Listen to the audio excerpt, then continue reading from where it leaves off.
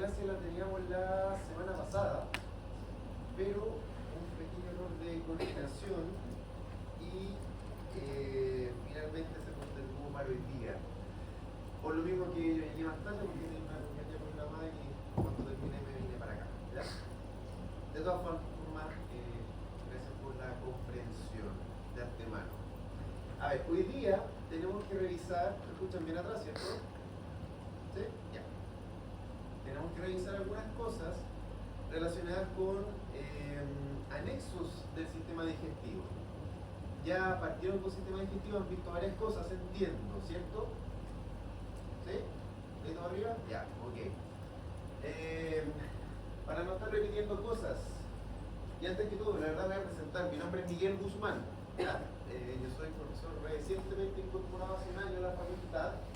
Si necesitan algo de mí alguna vez, me pueden encontrar en el laboratorio de patología aviar. ¿Okay? Cualquier duda. Ahora, volviendo. Perdón, ¿quién me puede dar un breve resumen de lo que han visto en digestivo? Para saber lo que han visto, lo que no han visto, no estar repitiendo, demás. Solo uno. ¿Quién me puede decir? ¿Quién es voluntario? Por favor. Para poder avanzar, porque si no, no sé cómo avanzar. Sino una interrogación, es solamente que me digan lo que han visto hasta ahora, nada más. No lo voy a mirar para que no se sientan presionados. ¿Quién me puede decir lo que han visto hasta ahora?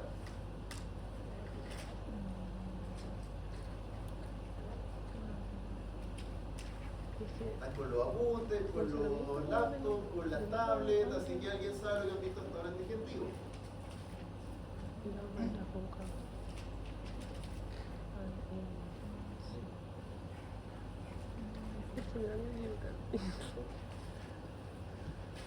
No han visto nada. No le va a ir muy bien en la prueba, sí. A ver.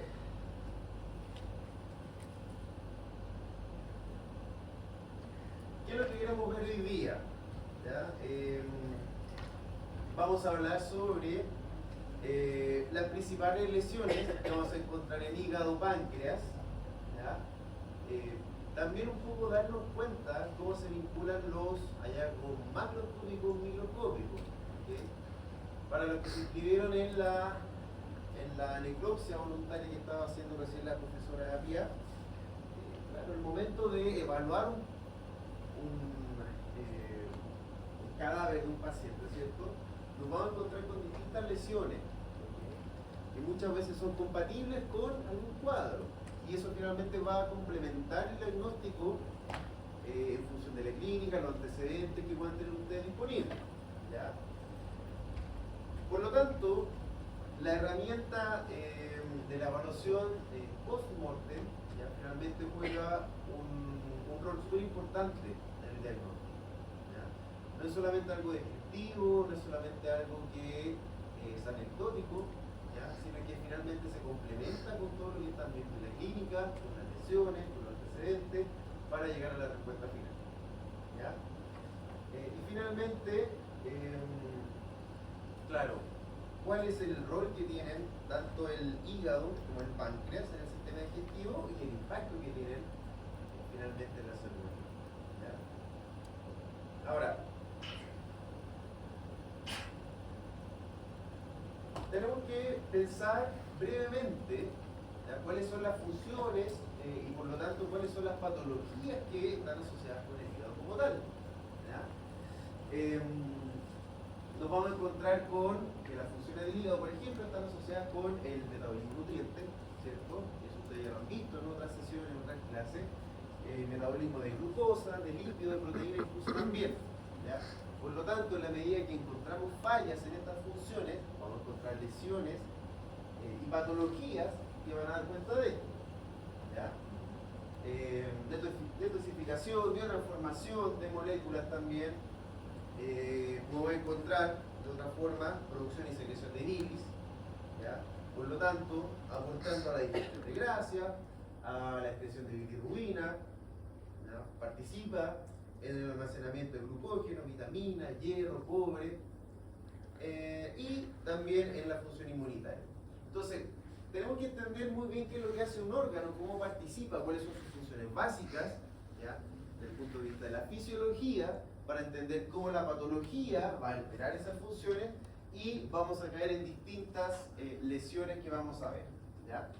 Que es lo que vamos a ver hoy día como estas lesiones principales: degeneración necrosis, liquidiosis hepática, necrosis centrolobular, periportal, focalizada, masiva, que finalmente responde a distintos patrones, ¿ya?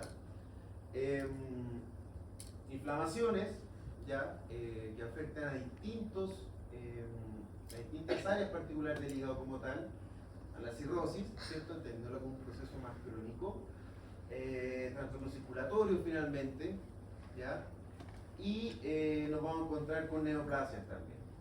Ahora, cuando empezamos a evaluar todas estas funciones que tenemos del lado derecho acá del cuadro, de una u otra manera empezamos a linkear, ¿ya? Con lo que tenemos al lado izquierdo, ¿ya? Con todas las funciones principales, y cómo las fallan esas funciones empezamos a caer acá, que es lo que decíamos recién.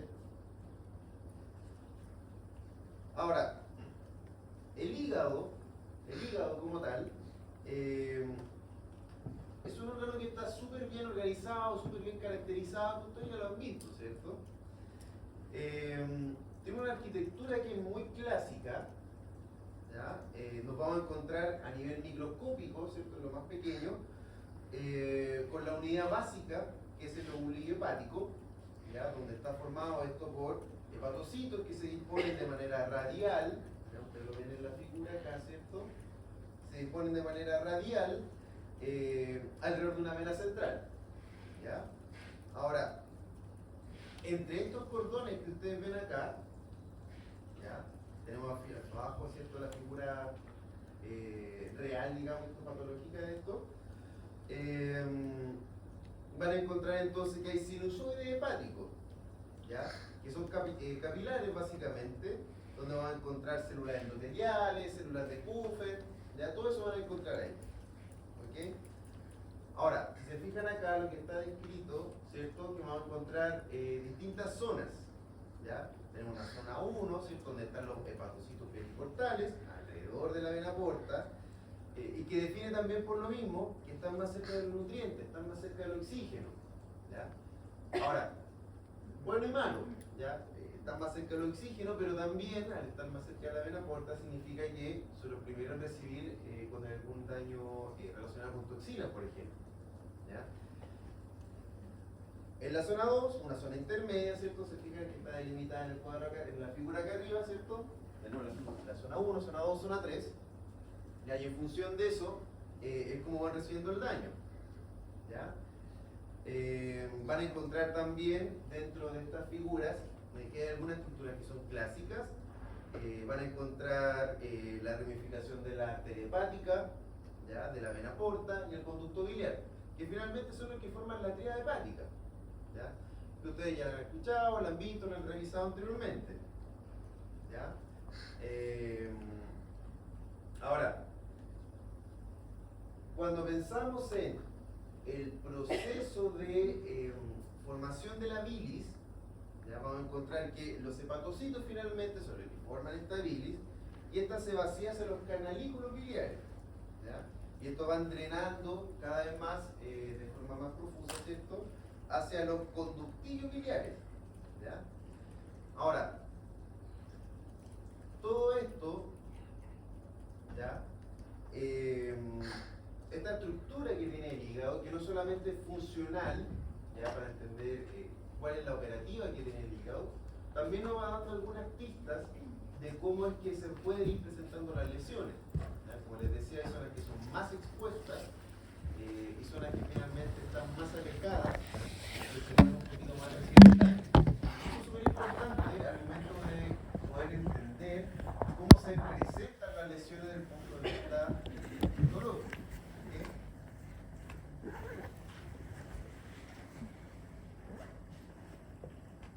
Ahora, el hígado,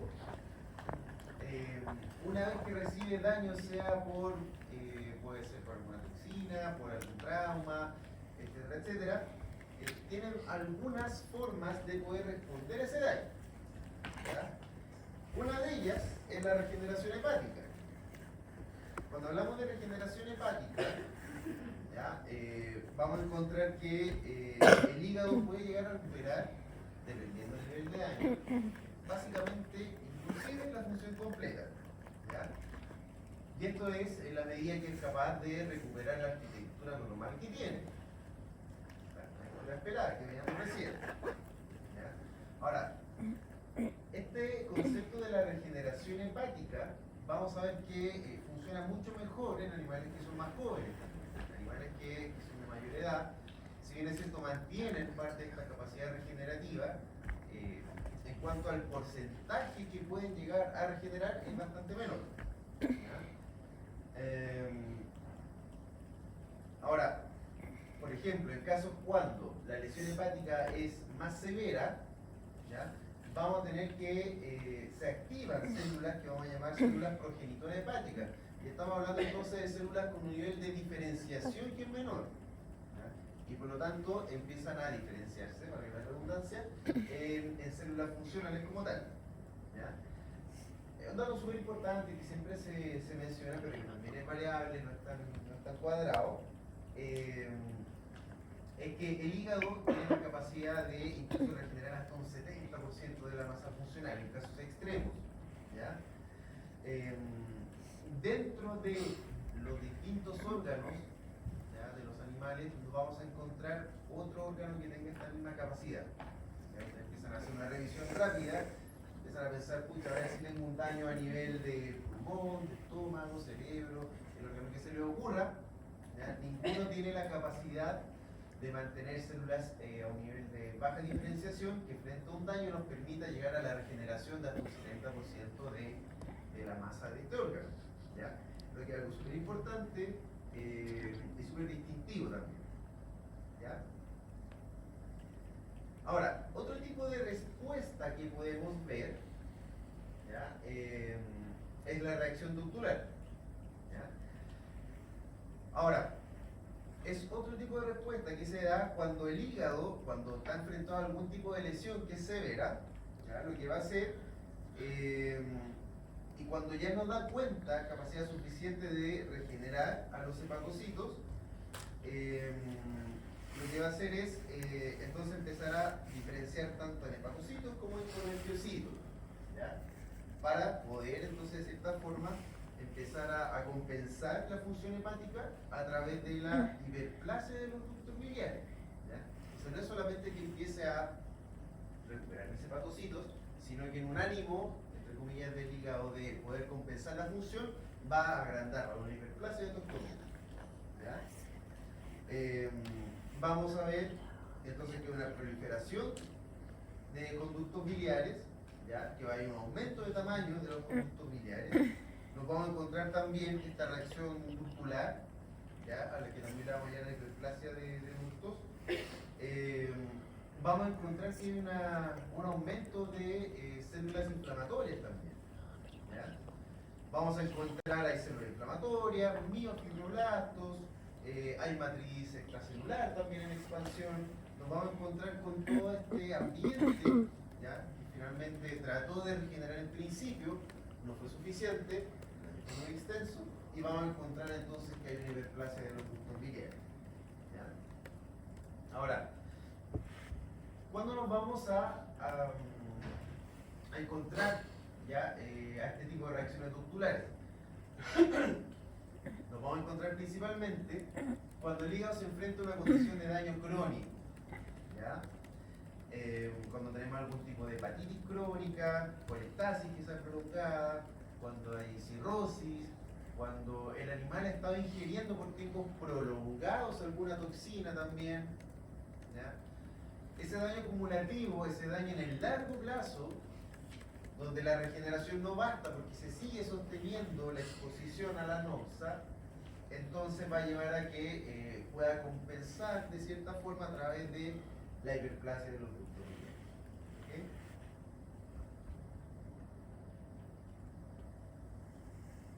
Otro tipo de reacción, ¿ya?, es la fibrosis hepática.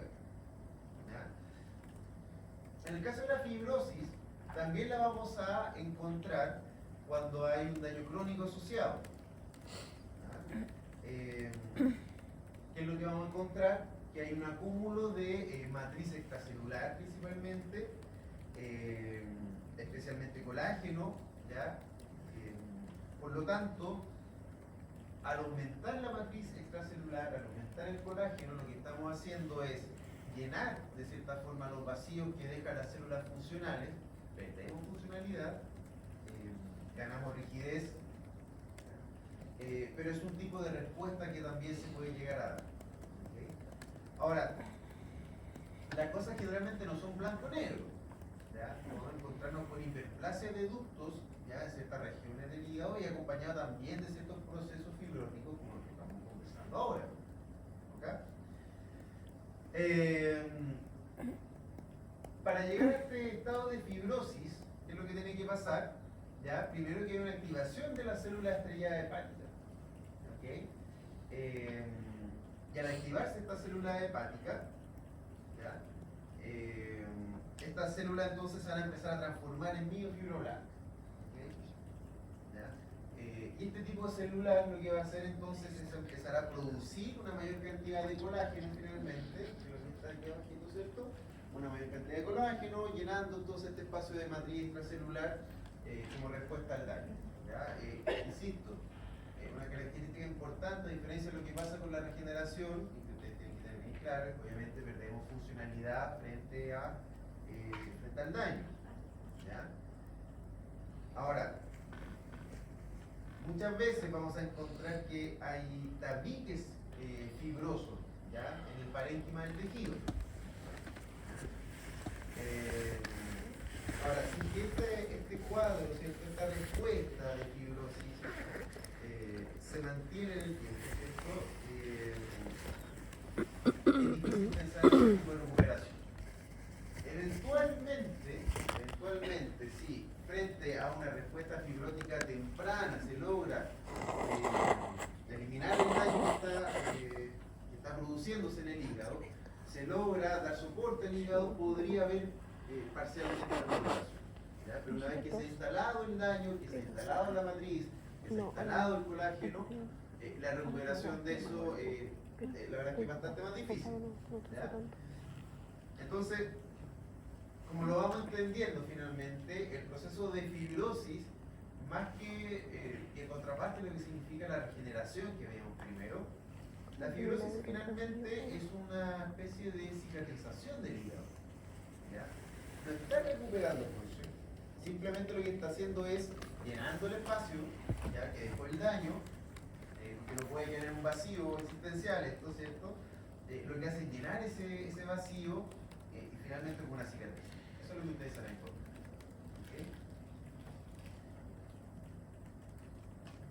¿Ya? Entonces, para que recuerden entonces un poco el proceso, cómo funciona, donde la activación de esta célula estrellada, la generación de la matriz extracelular, colágeno, y donde vamos llenando entonces todos estos espacios que se ven en la figura arriba con tejido que no funciona.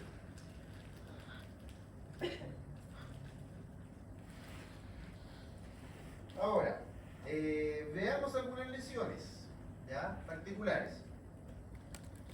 Por ejemplo, ¿ya? Lesiones asociadas con todo lo que conversamos al principio sobre las funciones y cómo lo vamos linkeando con la pérdida de la función y con la presentación de la lesión como tal. Nos vamos a encontrar en primer lugar con la litidosis hepática, ¿ya? O también conocido como hígado graso finalmente. Es una lesión que no es poco común, la verdad. Se puede observar habitualmente en la necropsia. Es variable también la presentación dependiendo de la especie, el objetivo de producción. ¿Ya? Yo les contaba, yo desempeño principalmente en el área de la patología aviar. ¿Ya? Por lo tanto, nosotros en aves de producción vemos con relativa frecuencia también tipo de lesión asociada a litidosis. ¿Ya? Entendiendo en el contexto productivo, la alta ingesta de granos, por ejemplo, para aportar desde el punto de vista energético a la ración, pero que en cierto punto se empiezan a acumular también. ¿Ya? ¿Qué es lo que pasa en los casos de litidosis? Básicamente lo que hay es un aumento de triglicéridos ¿ya? Al interior de los hepatocitos, ¿ya? No en el espacio intercelular, sino que al interior de los hepatocitos. ¿Okay? Por lo tanto, la funcionalidad de ese hígado, entendiendo que los triglicéridos empiezan a desplazar el núcleo, empiezan a verse permeada la función hepática, también se ve alterada. ¿Ya? ¿Qué es lo que vamos a encontrar entonces al momento de hacer una necropsia? Como está en la imagen ahí, vamos a ver hígados aumentados de tamaño, vamos a ver hígados de un color amarillento, anaranjado, eventualmente puede variar, pero por ahí la tonalidad, y sumamente friable. ¿Okay? Ustedes van a tomar durante, si es que, para quien se inscribió en la necropsia con PIA, si llegan a encontrar con un hígado de este tipo, ustedes van a tomar ese hígado y van a ver que se deshace muy fácil en las manos. ¿Ya? Es importante conocer cuáles son las condiciones normales de un órgano para poder evaluar cómo se ven en la anormalidad. ¿Ya? Que es el concepto de normalidad en el contexto de lo esperado. Entonces van a encontrarse con hígados de esta coloración, que son muy blandos, que se deshacen, más que romperse, van a ver que se deshacen de cierta forma entre los dedos. ¿Ya? Entonces van a tomarlo y se van a pasar a deshacer de forma muy fácil. ¿Okay? Eso es el macro. ¿Ya? Ahora en el microscópico, a nivel microscópico, lo que van a ver ustedes, que probablemente ya lo han visto también, en otras clases, van a encontrarse con vacuolas dentro del hepatocito, ¿cierto? Vacuolas muy grandes, ¿ya? Que básicamente lo que hacen es desplazar completamente a los núcleos del hepatocito, ¿cierto? A la periferia, y ocupando prácticamente todo el espacio citoplasmático. ¿Ya? Ahora, en general como causa, entendiendo que el contexto es básicamente la acumulación de triglicéridos, como causa basal de esa acumulación de triglicéridos, finalmente, lo que tendríamos que pensar es cómo se ve afectado el balance energético del animal en cuestión. ¿Ya? Lo vamos a encontrar en vacas lecheras, en posparto, por ejemplo, en gatos. ¿Ya? También es relativamente frecuente la lipidosis hepática y hepática, ¿ya? Y es asociado finalmente que hay un desbalance entre lo que se consume y lo que se gasta, por lo tanto, lo que se guarda en exceso como triglicéridos queda aquí en el hígado y vemos la lipidosis, en definitiva. ¿Ya? Eventualmente puede asociarse algún tipo de intoxicación también que puede desencadenar esto, o enfermedad metabólica. ¿Ya? Ahora, eso es desde el punto de vista patológico, ¿cierto? Lo que estamos viendo como lesión. Ahora, clínicamente, ¿cierto? En la medida en que la lipidosis avanza, ¿ya? Este es un caso súper extremo en la foto, ¿cierto? Está comprometido completamente, de forma muy evidente, y por lo tanto cuando llegamos a estadios avanzados, ¿ya? Finalmente podemos llegar efectivamente a una insuficiencia hepática, y por lo tanto comprometer la vida del paciente. ¿Ya? Ahora, tenemos otros cuadros, otras lesiones también, como por ejemplo la necrosis hepática. ¿Ya? Ahora, la necrosis hepática, claro, es importante, puede estar causada por distintos factores, y básicamente lo que nos está dando cuenta acá es la muerte de hepatocitos en el hígado, ¿ya? Con distribución variable. ¿Ya? Por ejemplo, acá, ustedes lo que ven ahí es la foto de un pavo, ¿ya? Con una necrosis multifocal. ¿Ya? Si se fijan, ¿cierto? Tienen varios focos relativamente, bueno, cuando les suba la diapositiva al final de que terminemos esto, lo van a poder ver un poquito más de cerca, pero bastante bien definidos en el parénquima del hígado. ¿Ya? Y es asociado, en este caso en particular, a un parásito. ¿Ya? Van a encontrar áreas pálidas, ¿cierto? Blanquecina directamente, puede ser, como lo que están viendo ahí. Puede cambiar un poco la coloración, blanquecina, amarillenta eventualmente. Muchas veces, ya, ahí de lejos ustedes lo ven relativamente bien bien esos círculos, pero el borde de ese círculo es irregular. ¿Ya? Se puede observar algunas veces o algún aspecto moteado, por ejemplo, ¿ya? Zonas oscuras, zonas más claras, no siempre tienen la misma presentación. Lo que van a encontrar, ya microscópicamente, es que hay pérdida de núcleos, condensación citoplasmática, destrucción de los cordones hepáticos que veíamos al principio, ¿cierto? La estructura, la arquitectura esperada del hígado, de aquí va a haber pérdida entonces de todo eso. ¿Ya? Ahora, estamos revisando lesiones por lesiones, ¿ya? Lo que no implica que eventualmente va a haber la coexistencia de distintos tipos de lesiones. Es perfectamente esperable que puedan existir dentro de un mismo hígado, un mismo paciente, obviamente, zonas más asociadas a procesos inflamatorios, ¿ya? Donde hayan incluso algunas lesiones más crónicas dentro del mismo órgano y zonas finalmente que están ya necrosadas. ¿Okay? Ahora, ¿se acuerdan cuando hablamos sobre las zonas del hígado, al principio, la zona 1, zona 2, zona 3? Ya, okay. Ahora, la distribución de la necrosis desde el punto de vista histológico, ¿cierto? Viendo en micro, nos puede decir algo también de las causas. ¿Ya? Podemos tener, por ejemplo, necrosis centrolobulares, ¿cierto? Asociadas directamente con esa área, donde vamos a encontrar a procesos hipóxicos o eventualmente algunas toxinas, por ejemplo. ¿Okay? Necrosis periportales, ¿ya? Asociadas entonces a la zona donde está la vena porta, ¿cierto? Donde los tóxicos que están llegando principalmente van a afectar primero a la zona 1 que vimos delante. ¿Ya? Necrosis masivas, ¿ya? Cuando tenemos infecciones que son un poco más generalizadas, ¿ya? No vamos a encontrar tampoco ese patrón asociado a una zona en particular, sino que va a ser más bien difuso. Ahora, cuando pensamos desde el punto de vista de la clínica, porque aquí nosotros ya estamos viendo al paciente que no logró sobrevivir obviamente, pero desde el punto de vista de la clínica, la necrosis la vamos a asociar con insuficiencia hepática aguda, ¿ya? Cuando llegamos a este punto,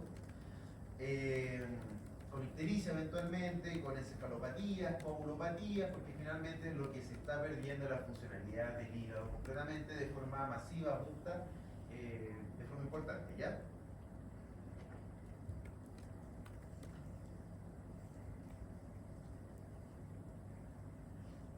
Ya, tenemos también proceso inflamatorio, ¿cierto? ¿Ya? Finalmente, una hepatitis, ¿qué es lo que es? Es la inflamación del parénquima hepático, básicamente, ¿cierto? El nombre nos lo está diciendo. Ahora, en la imagen que tienen acá, ¿cierto? Que para el efecto del ejemplo es de un adenovirus canino. Vamos a encontrar que hay un hígado congestivo, ¿cierto? Algunas áreas más de cerca después, ¿cierto? Algunas áreas que se ven hiperémicas, incluso algunas áreas que se van a ver que están necrosadas. Ustedes cuando van a ver al microscopio esto, se van a encontrar que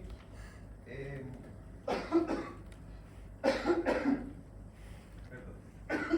¿Profe quiere agua? Sobreviviré, gracias.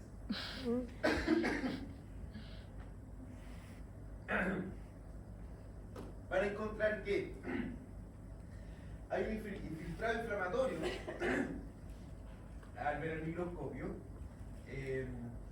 donde van a encontrar incluso, en estado más avanzado, necrosis hepatocelular. ¿Ya? Como causa de esto, bueno, en este caso es un virus, pueden ser también bacterias, parásitos, tóxicos. ¿Ya?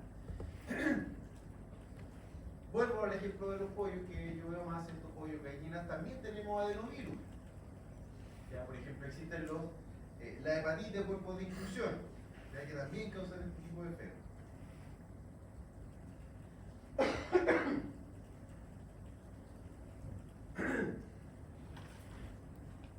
Colangitis, colangiohepatitis. De nuevo, el nombre muchas veces nos va a decir qué es lo que está pasando. En En estos casos, ¿cierto? Vamos a ver una inflamación de los conductos biliares intrahepáticos. ¿Ya?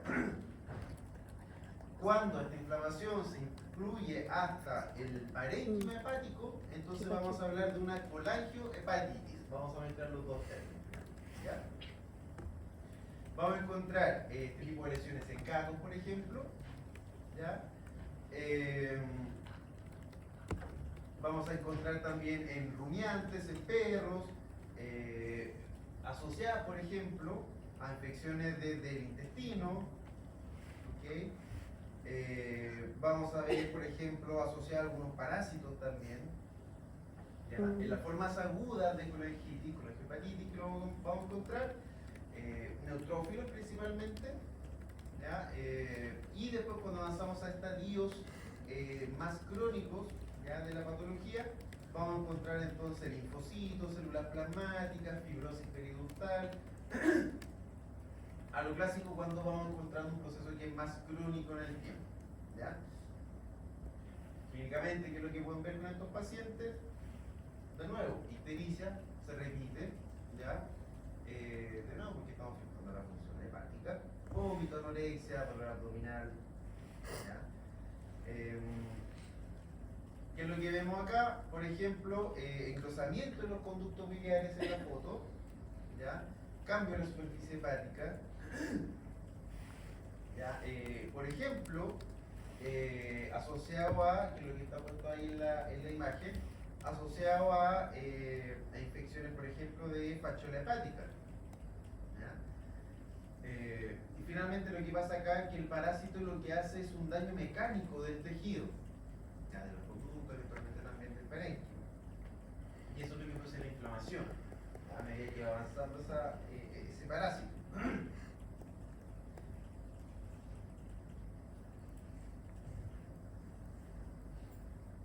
La perihepatitis. Ya, ahí sí le puso otro pollito, ¿ya?, para que no vean por los perros. En la perihepatitis, básicamente ustedes lo que van a ver, ¿ya?, que la cápsula de Gleason, ¿cierto?, la cápsula que está recubriendo el hígado, se empieza a generar una acumulación de fibrina principalmente. ¿Okay? Generalmente responde a procesos inflamatorios que se dan en la cavidad abdominal, más que ser inicialmente desde el hígado. ¿Ya? Entonces hay procesos infecciosos, inflamatorios, en peritoneo, por ejemplo, y desde ahí entonces se monta una respuesta al hígado que recubre con fibrina la cápsula de Gleason. ¿Ya? Entonces cuando nos encontramos con peritonitis, infecciones bacterianas, en el caso de las aves, que como recuerdan no hay una división evidente entre cavidad torácica y abdominal, infecciones respiratorias también pueden tener como consecuencia entonces esta perihepatitis. ¿Ya? Ahora, ustedes lo que van a ver, que es un poco variable, pero esta acumulación de fibrina en la superficie, ¿ya?, le va a dar un aspecto que puede ser rugoso de cierta forma, no es una acumulación pareja de fibrina. ¿Ya? Muchas veces en estadios iniciales, cuando se ve, van a encontrar algún tejido que es más que amarillento, es más blanquecino, y en algunas partes del hígado, no completamente. ¿Okay? Ahora, cuando partimos en el proceso de la perihepatitis, van a encontrar por lo general esta acumulación inicial de fibrina de forma un poco más suave, podríamos decir de alguna manera, ¿ya?, no tanto como está aquí en la foto. Es un proceso que lleva un poquito más de tiempo. ¿Ya? Esta acumulación va a ser más blanquecina, de forma parcial. En la medida que va avanzando, esta fibrina se empieza a organizar, ¿ya?, y se forma, de esta forma, ¿cierto?, un tejido más fibroso, más denso, con este color más amarillento también, que forma adherencias también, ¿ya?, entre el hígado y otros órganos. ¿Okay? En el caso acá, ¿cierto?, cuando lo vean de cerca, aquí en esta zona está el corazón, ¿cierto? Entonces, en esta esta área, muy probablemente vamos a empezar a dar adherencias ahí. Y eventualmente el corazón también con una pericarditis. ¿Ya? Microscópicamente, ¿qué es lo que van a ver? Van a ver depósitos de fibrina, ¿ya? Van a ver infiltrado inflamatorio también en la cápsula. Ahora, esto muchas veces se lo pueden encontrar como un hallazgo de necropsia, principalmente, más que asociado a un cuadro hepático primario, como les decía. ¿Ya? Ahora, ¿qué es lo que nos dice cuando nos encontramos con esta hallazgo de necropsia, con esta peripatitis? Nos dice que por aquí pasó, por aquí hubo, existió un proceso inflamatorio, ¿ya? Que puede ser sistémico o al menos va a ser abdominal. ¿Okay? En el caso grave, como les decía, muchas veces podría ser algo respiratorio también, ¿ya? Porque hay un vínculo mucho más estrecho anatómicamente. Vamos a encontrar, por ejemplo, colibacilosis en aves, ¿ya? Donde vamos a ver distintas policerositis. Vamos a ver peritonitis bacterianas, ¿ya? En bovinos, eventualmente asociadas con enfermedades respiratorias también en cerdo, que se diseminan por vía hematógena y por lo tanto el hígado responde con esta acumulación de fibrina. ¿Ok? Ahora, como les digo, finalmente esta perihepatitis en muchos casos termina siendo una especie de indicativo de un proceso que es más generalizado, ¿ya? A través de la acumulación de esta fibrina en la superficie.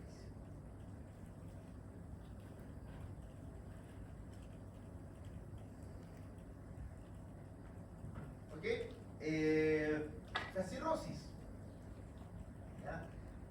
La cirrosis hepática, bueno, también es un proceso que es crónico, no es algo agudo que se presenta un día para otro por una noche determinada y se presenta la cirrosis, ¿ya? En la acumulación entonces de procesos a lo largo del tiempo, ¿ya?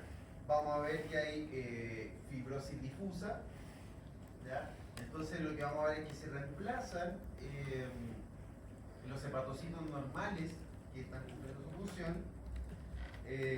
Vamos a ver hasta cierto punto algunas áreas donde puede haber algo de regeneración, pero finalmente la cirrosis va ganando en el proceso. Y lo que sí vamos a encontrar, ya que es importante en la cirrosis, aquí hay una desorganización de la estructura hepática, de la arquitectura hepática, ¿ya? Donde veamos estos lóbulos también organizados, ¿cierto? Donde veamos la triada portal tan clásica, vamos a ver que todo esto se empieza a desarmar. ¿Ya? No es que completamente dejen de existir las células que son funcionales, sino que empiezan a perder la estructura, la arquitectura. ¿Okay? Macroscópicamente, ya como el hígado que tienen allá al fondo abajo, ¿qué es lo que van a empezar a ver? Un hígado más pequeño, ¿ya? Pues un proceso crónico que da en el tiempo, no es solamente la inflamación que le lleva a aumentar de volumen, hiperemia, no, aquí ya esto pasó mucho tiempo, se empieza a desordenar, perder función, el hígado se ve más pequeño, ¿okay? Es más duro el hígado, a diferencia de lo que pasa con la lipidosis, que se desarma solo, aquí vamos a encontrar un hígado que tiene una turgencia mucho más densa, en definitiva, ¿ya? Porque también hay procesos fibróticos asociados, ¿ya?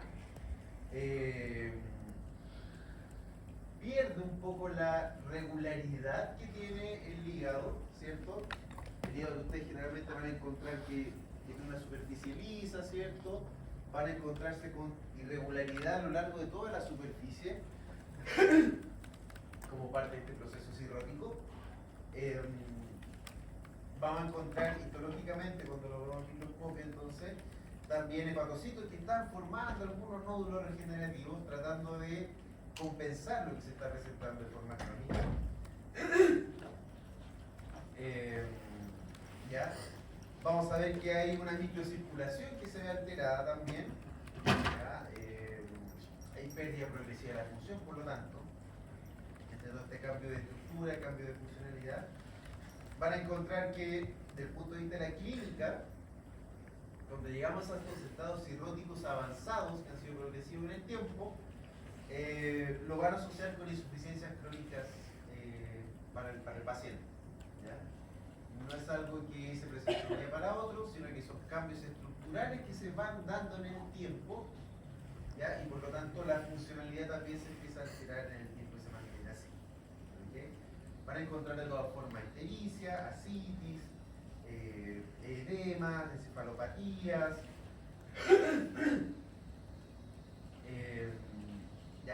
error en la síntesis de los factores de coagulación. ¿Okay? En definitiva, cuando estamos frente a un proceso cirrótico,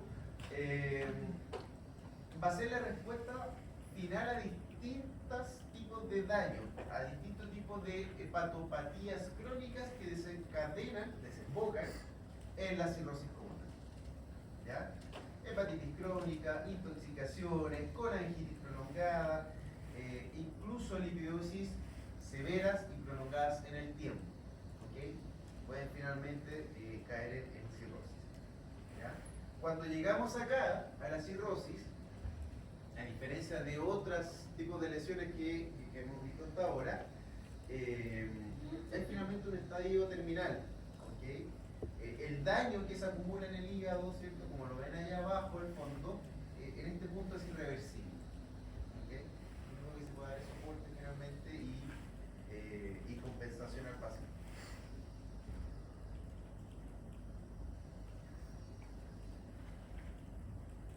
Tenemos distintos tipos de neoplasias. ¿Ya? Y para hablar de neoplasias, ya tenemos que diferenciar en dos grandes grupos, que son las primarias,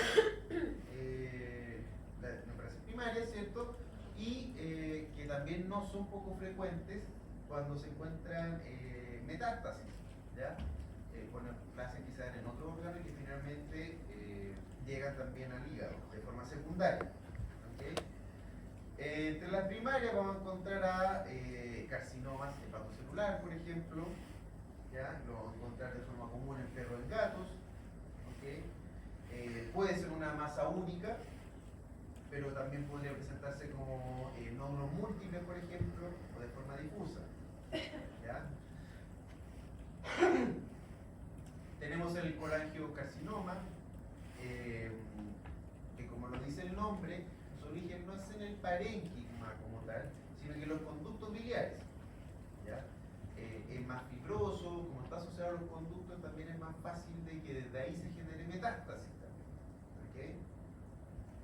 En animales mayores también podemos encontrar adenomas hepatocelulares, colangiomas, ¿ya? Que eventualmente pueden tener una presentación benigna. ¿Okay? Cuando hablamos de neoplasias mesenquimales, ¿ya? Del hígado como tal, vamos a encontrar, por ejemplo, hemangiosarcomas hepáticos, ¿ya? Que es frecuente en perros. ¿Okay? Podríamos encontrar fibrosarcomas. ¿Okay? Podemos encontrar también tumores que son neuroendocrinos también. ¿Okay?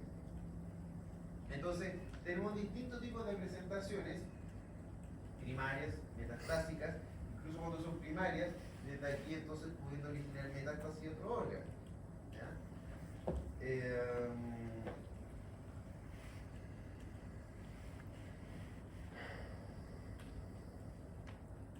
Y tenemos acá también granulomas.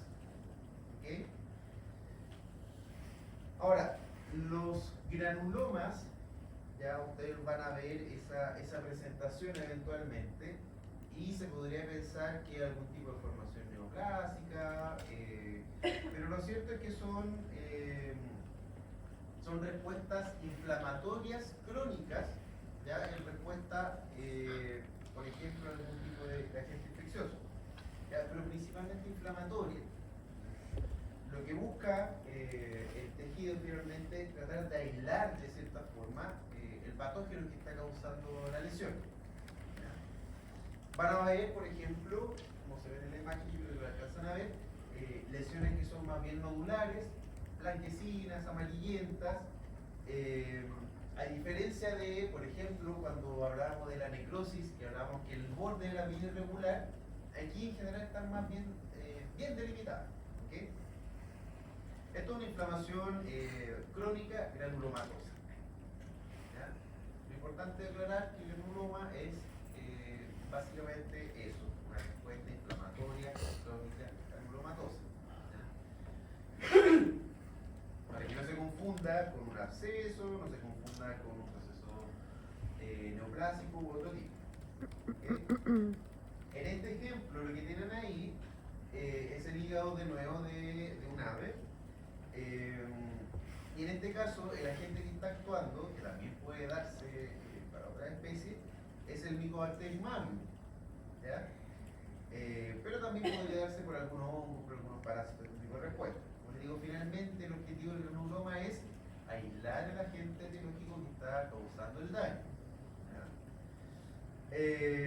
Histológicamente, ¿qué es lo que vamos a ver? Células epiteloides, linfocitos, ¿ya? Células gigantes también, y eventualmente necrosis gaseosa en algunos casos. ¿Ya? Eso es más o menos lo que van a ver en este tipo de situaciones. Súper. Ahora, si se fijan, en algunos casos al principio les mostré algunos cortes histológicos que quizás un poco deformes con la proyección. Les prometo que terminando la clase les subo inmediatamente el PDF. Pero en muchos casos vimos este tipo de cortes macroscópicos, ¿cierto? Que es lo que verían ustedes en la necropsia, eventualmente cuando hagan, por ejemplo, que está conversando con la profe Pía, ¿ya? Entonces, ahora, para cerrar con esta parte del hígado, lo que vamos a hacer es lo siguiente.